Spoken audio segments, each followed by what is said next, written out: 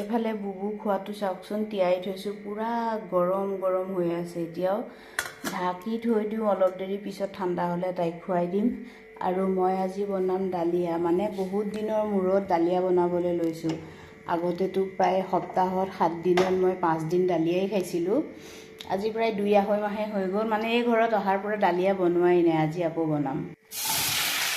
বেঙেনা ইস্কছ পটলটো পকি গৈছিলে 2-3টা আছিলে তবু দি দিলোঁ আৰু এয়া চাওক লাও গছজোপা ওচৰতে আছে যিহেতু দুডাল মাত্ৰ লাও আগ আনি পেলাই ধুনীয়াকৈ সৰুকৈ দুডাল লাও আগ আনি কাটি দিছোঁ আজি এনেকৈয়ে বনাম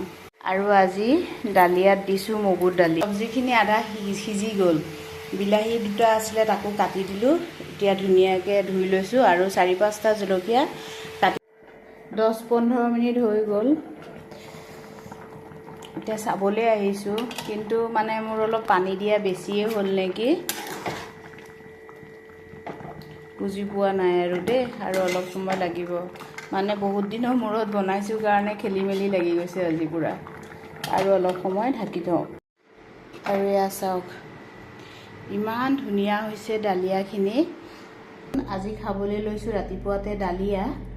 আপোনালোকে খোৱা বোৱা কৰিলেনে যদি খোৱা বোৱা কৰা নাই চটপট খাই লওক